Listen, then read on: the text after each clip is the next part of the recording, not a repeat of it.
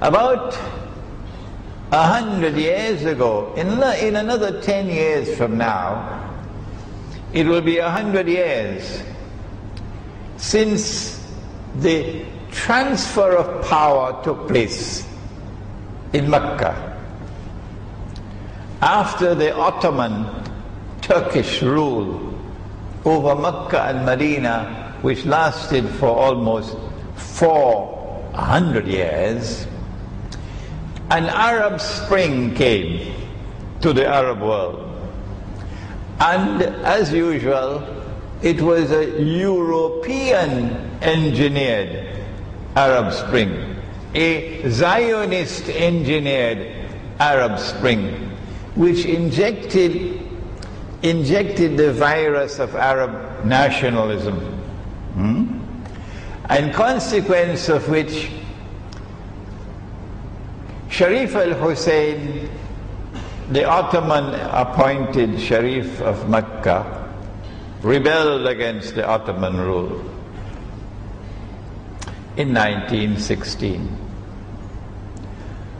And then in 1924, when Mustafa Kemal, I don't call him Ataturk, I call him Mustafa Kemal, when Mustafa Kemal, acting in accordance with the wishes of his Zionist masters, announced the abolition of the Khilafah.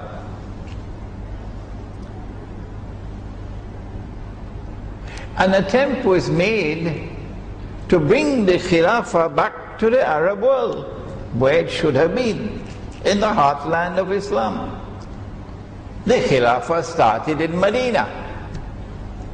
So Sharif al-Hussein, 7 days, or was it 4 days, either 4 or 7 days, after the Turkish Grand National Assembly announced the abolition of the Khilafah, Sharif al-Hussein, who is probably the great-grandfather of the present king of Jordan, he declared, I am the Khalifa, I am the Khalifa, I claim the Khilafah in Mecca.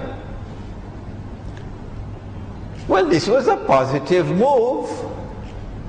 He abolishes the Khilafah, and we say, no, you should not do that. The Khilafah is an essential institution of Islam. And so he attempts to preserve the Khilafah by establishing the Khilafah once again in the Hijaz, in Mecca. But that was not in accordance with British and Zionist planning. You see, they had first of all made an agreement with him at the time when he rebelled against the Ottomans. Lawrence of Arabia had gone into Arabia with a checkbook, sterling pounds, and paid him 7 million sterling pounds to come on our side. So if you are a client of the Anglo-American Zionist Alliance, Judeo-Christian Zionist Alliance, you can't turn against them, double A. So his claiming to be the Khalifa was not pleasing to the British, who then turned to another ally that they had, someone who didn't have the clout that Sharif Hussein had, so he couldn't ask for 7 million pounds. He was in Riyadh. His name was Abdul Aziz ibn Saud. He was known as the Sultan of Najd, and he had to be content with 5,000 sterling pounds a month. And when his people, his armed force, the Ikhwan, not the Ikhwan in Egypt, when they asked him, how could you take the 5,000 pounds a month from the British? Huh? Haram? He said, no, this is jizya. This is jizya. So the British turned to another ally of theirs, who then sent his armed force against Sharif al-Hussein and defeated and conquered Makkah. In fact, they did it without any fight. Makkah surrendered. And that was, in 10 years from now, that will be 100 years since that occurred. And so the regime change took place in Makkah, and 1 year later in Medina.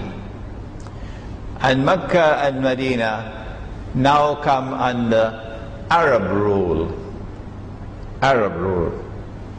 Would the status of Makkah and Medina be restored? Would they come back to center stage? Would the Khilafah be restored?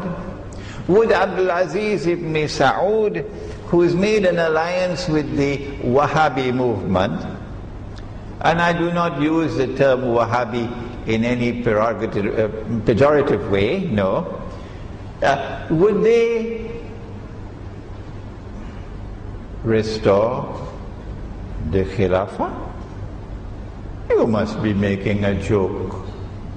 Abdul Aziz ibn Saud knows very well that his masters in London would not allow him to do that. If he were to claim the Khilafah, the same thing would happen to him that happened to Sharif al-Hussein. Because the Zionists do not want the Khilafah state to survive. And now we can understand that Dajjal was at work. Dajjal wants to destroy the Khilafah, and his planning takes hundreds of years. Hundreds of years. That's why there's a historian who is going to come who will write this history one day, but is not yet written, using the tools of analysis out of Ilmu Akhir al-Zaman, Dajjal. We now understand that the Ottoman success in taking over Constantinople and then in building that powerful Ottoman Empire and then taking over much of the Arab world over its control, and then taking the Khilafah to Constantinople, out of the Arab world, for the first time in the history of Islam, in the history of this Ummah, the Khilafah is taken out of the Arab world. We understand that this was a preliminary step on Dajjal's path to eventually demolish the Khilafah. And that Ottoman rule, which lasted for 400 years, was meant to prepare the way for the destruction of the Khilafah. And so when Ibn Saud, Abdul Aziz ibn Saud, and I have a book on this subject, it is entitled The Caliphate, the Hijaz, and the Saudi Wahhabi nation state. Maybe Haji Radwan will translate it into Bahasa, inshallah. We are out of stock of that book. It has to be reprinted. I wrote it 35 years ago when I was a PhD student in Geneva, and I had access to the United Nations Library in Geneva. That's where I got all this information from, which otherwise I could not access because it's destroyed. That book tells the story of how these events took place. Abdul Aziz ibn Saud now has control over Mecca and Medina. What is he going to do? In that book that I just mentioned, you'll find the history of how the world of Islam responded to the abolition of the Khilafah, the destruction of the Khilafah by Mustafa Kemal. Jamiatul Azhar in Egypt was the first to respond. And they decided that their response would be a Khilafah conference, Mu'tamarul Khilafah, which they organized to take place in Cairo in 1926. I don't think you were born at that time.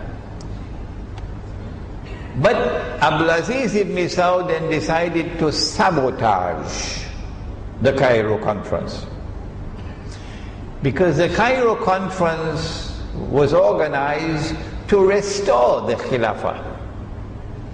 To restore the Khilafah. And that bothered the British a lot. So he organized a rival conference in Mecca to sabotage them. And that rival conference in Mecca, also in 1926, but on the occasion of the Hajj, that rival conference saw Mecca once again come to center stage in the affairs of the world of Islam. After so many 100 years, Mecca returns to center stage in that conference which was organized in 1926 in Mecca. He organized that conference because he wanted the world of Islam to accept his rule over the Hijaz. But thank Allah that we had men, scholars of Islam from India, who attended that conference.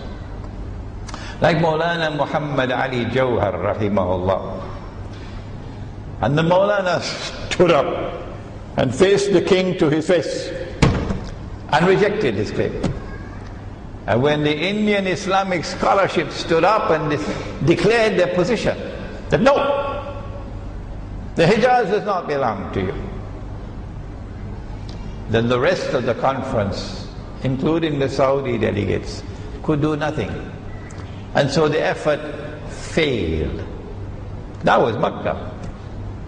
The king decided that the conference should take place every year at the time of the Hajj. MashaAllah. What a wonderful suggestion, eh? That the whole of the world of Islam should come together at the time of the Hajj. That the affairs of the world of Islam and the affairs of the world at large may be discussed by the leaders and the scholars. What a wonderful idea by Abdulaziz ibn Saud.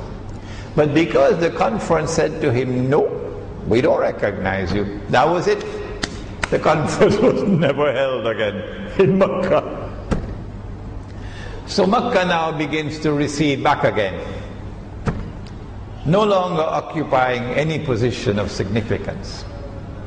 What about Medina? Nabi Muhammad alayhi salatu wasalam is in Medina. What would Abdulaziz ibn Saud do about this city? When they failed in their effort to get political recognition, they decided a plan for Medina. That Medina will now become a university town. So they established the Islamic University of Medina. And this university in Medina is now charged with the task, because it's not only a Saudi state, it's a Saudi Wahhabi state. And the Wahhabis have a Protestant version of Islam. Study the Protestant movement in Europe and you'll understand much about the Wahhabi Islam. And this Wahhabi Islam, this Protestant Islam, is now going to be established in Medina in this university. Students are going to come from all over the world. And from Medina, a new version of Islam, which is the authentic Islam. Authentic Islam will now reach out to the world of Islam. And the target that you have to attack and demolish is Sufism, the Sufis. These Sufis are the ones who have destroyed Islam. They brought all kind of shirk and bid'ah and this and that and the other. And we have the task of purifying the faith and restoring the original faith. Oh, but the original faith had a spiritual heart. The original faith had men who could see with the nur of Allah. The original faith had men, you couldn't take them for a ride. No, that was the original faith. اتقوا فراسة المؤمن فإنه ينظر بنور الله. So if you are going to restore the original faith in Medina, you are going to produce those scholars who will be able to see that Saudi Arabia's subservience to an alliance with the Anglo-American Zionist alliance is a betrayal of Islam. A horrendous, monstrously wicked betrayal of Islam. If you are going to produce in this university men who have the purest version of Islam, then there will be people who have eyes with which to see. And they will ask the question, well, how come? You have control of the Hijaz, you have control of Makkah and Medina. Why are you not restoring the Khilafah? At least this much will come out of the university. But Protestant Islam has eyes and yet cannot see. Protestant Islam has ears and yet cannot hear. Protestant Islam has hearts and yet do not understand. أُولَٰئِكَ كَالْأَنْعَامِ. They're just like cattle. Don't be annoyed with me for speaking the truth.